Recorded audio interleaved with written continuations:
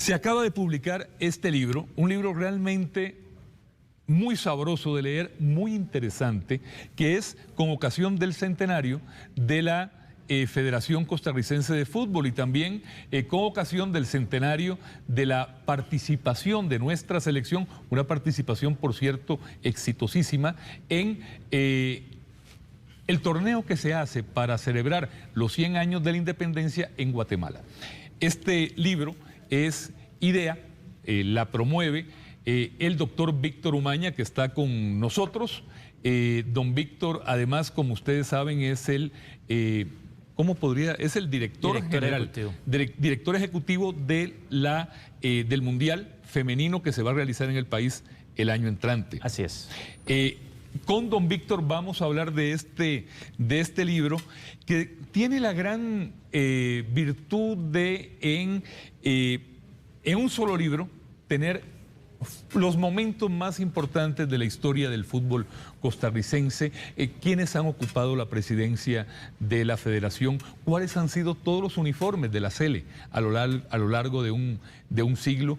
Eso y anécdotas verdaderamente muy interesantes. También participa en la redacción junto con José Antonio Pastor, con Gerardo Coto, con Cristian Sandoval y con Randall Corella. Lo tenemos también con nosotros hoy, nuestro querido colega Rodrigo Calvo, Premio Nacional Pío Víquez de Periodismo y también Premio Vargas Llené. Rodrigo, un gusto tenerte en el programa. Muchas gracias, Ignacio, muchas gracias por esta invitación y a don Víctor también y a todos los televidentes por esta oportunidad de hablar de esta obra editorial. Vamos a hablar del libro en detalle, pero antes quiero presentarles una pequeña nota sobre la crónica del centenario.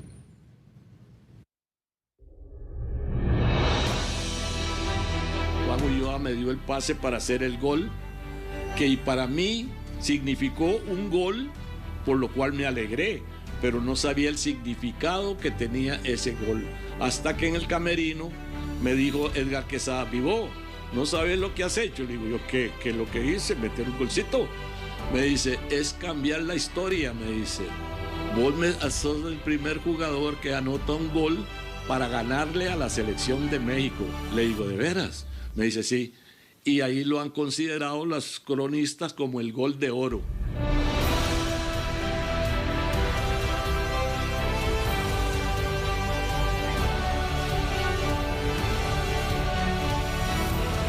Yo las personas que saludo y me saludan en la calle son señores de pelo blanco, de 60 años o más, que me saludan en la calle y se acuerdan de aquello. Los jóvenes no saben, pero como digo yo, para eso se escribe la historia, para que usted lea y se dé cuenta lo que no vio. ¿De acuerdo?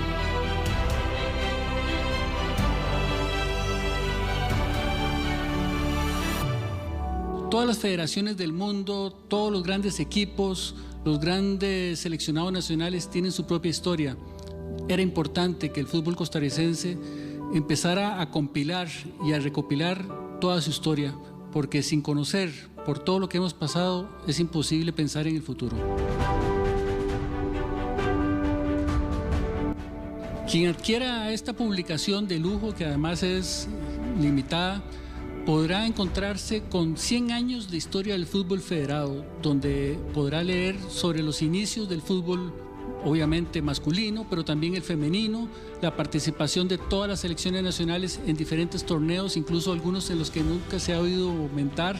Para las nuevas generaciones podrán conocer mucho sobre el fútbol sala y sobre el fútbol playa.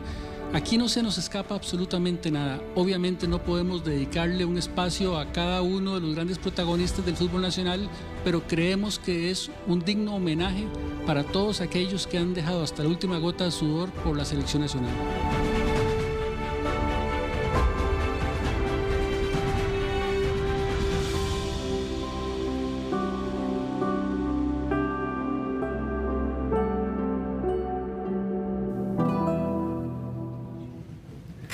Vamos a hablar sobre la crónica del centenario con Rodrigo y con don Víctor. Pero antes, Rodrigo, me acaba de comentar una cosa, Víctor, que marca una diferencia, parece que es como 200 años luz lo que separa a los jugadores de hoy con lo que pasó con Carlos Vivó. Así es. Don Carlos contaba que el día que jugó Costa Rica-México para la eliminatoria de Chile 62, él fue a trabajar, como todos los días, a un banco donde trabajaba.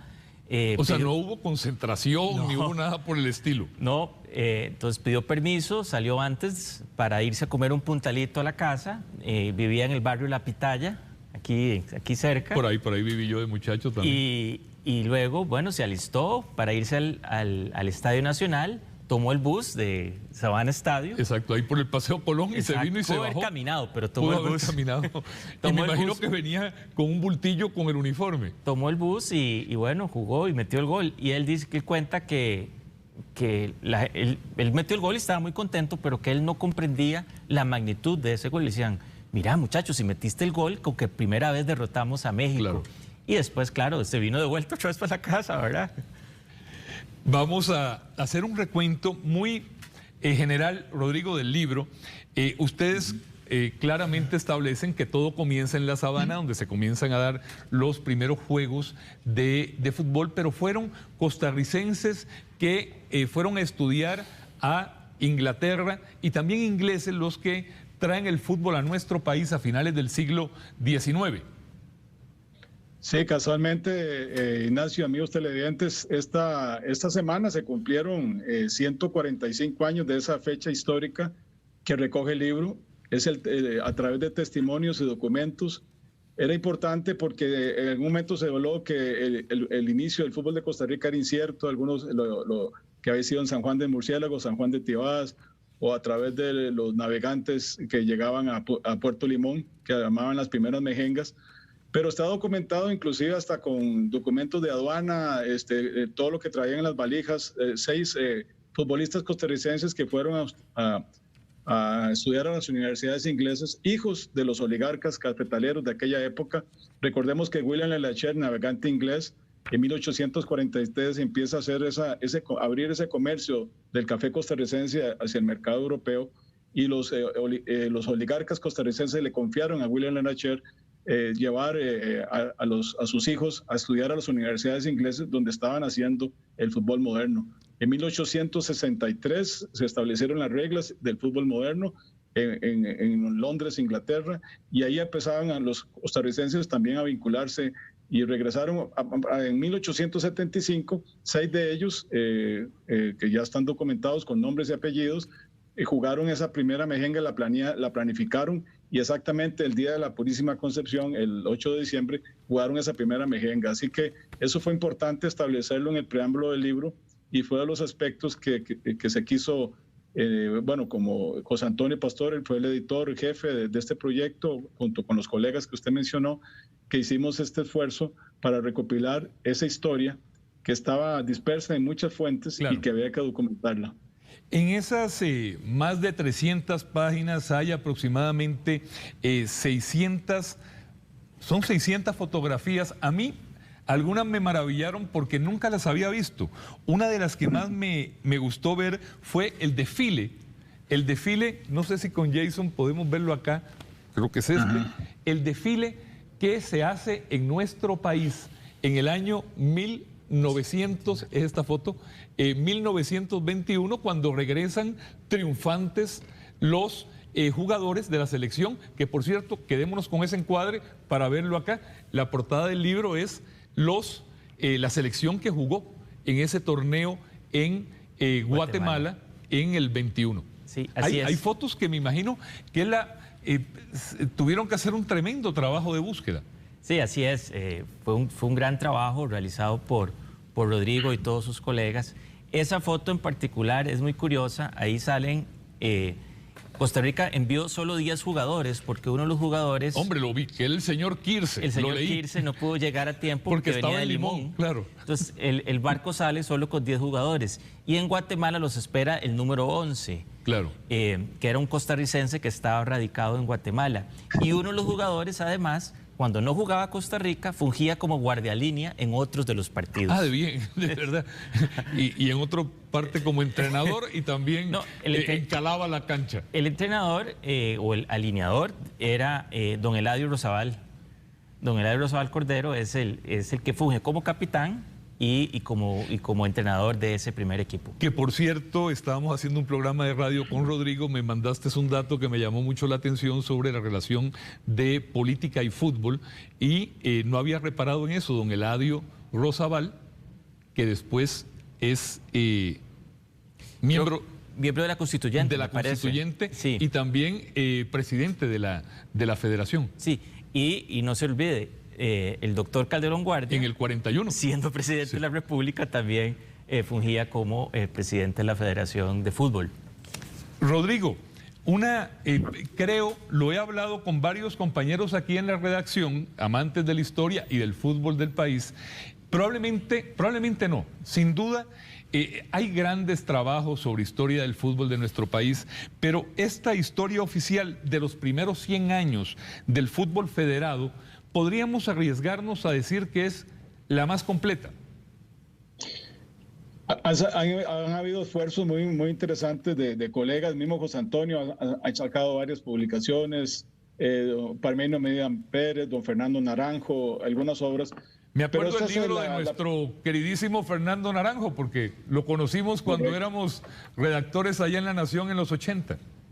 Sí, son libros de gran mérito que en su momento salieron a la luz pública y han sido para documentar la historia de nuestro fútbol y a través también de libros de los clubes, también la Liga, Herediano, el Uruguay de Coronado, el Cartaginés, han venido sacando publicaciones y han venido también biografías de eventos. Pero este libro, vamos a verlo, es el libro oficial mejor documentado que se ha podido reunir.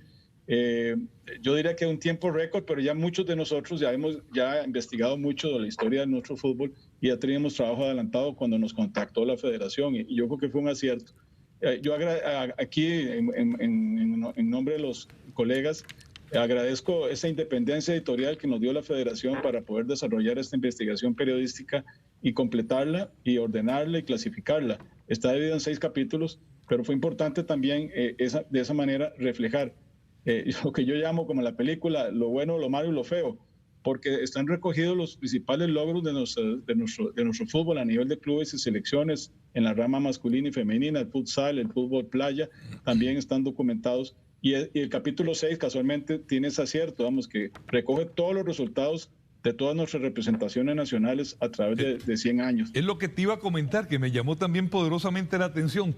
Todos los partidos con su respectivo resultado están ahí en el libro. Sí, incluso hay amistosos de los que jugó Costa Rica, por ejemplo, en su preparación para Italia 90, que el entrenador Bora se llevó a todos los jugadores a Italia y se jugaron partidos contra equipos incluso que ni se conocían. Y ahí todo está ahí en el libro. Ha sido un esfuerzo muy importante de síntesis también, porque había muchísimo que poner, de muchas horas en la biblioteca de Rodrigo, José Antonio y todos los colegas. Y además ese anexo estadístico que va a ser del agrado de realmente los fiebres del fútbol. Pero en realidad el libro está hecho para que todos podamos regalarlo en Navidad, porque realmente está muy bonito. Ahora, creo que van a tener problemas con eso. ¿Por qué, don Ignacio? Víctor, porque yo ya compré 2 que quiero regalarlos y va a ser un excelente regalo. Pero yo creo que van a hacer falta ejemplares. Bueno, imprimimos más si fuera necesario. Así que no ¿Cuántos ejemplares hay? Tenemos 2.000 ejemplares en esta primera edición. Y hay algunos pues que vamos a regalar también. Y nuestro patrocinador Scotiabank le va a hacer un descuento especial a sus tarjetavientes. Así que, por favor, vayan a la página crónicadelcentenario.com. ¿Y dónde también, en qué librerías está a la venta? Lo sacamos a la venta en físico en las tiendas de La Roja y en las tiendas de Penalty, que son patrocinadores de la selección nacional, que están en los principales centros comerciales del país. Y si se quiere comprar en línea, ¿cómo se hace? En línea se hace a través de cronicadelcentenario.com. Si podemos tal vez, Jason, ponerlo, cronicadelcentenario.com. Y ahí los llevan, y a través de Correos de Costa Rica se les hace la entrega en el lugar que ustedes indiquen. Aquí está, de hecho, ahí está la página, vamos a ver, ahí están los datos de él. Ahí está en La Roja y en Penalty. Los tarjetavientes de Scotiabank tienen ahí pues esa ventaja. Y también en cronicadelcentenario.com. Muy bien. Encontraba también, ahora que hablaba don Víctor, Rodrigo, del libro también y de los fiebres, lo disfruté mucho con mi hijo, que se emocionó mucho. Yo inclusive también, porque no sabía que había hasta un uniforme amarillo de la Sele.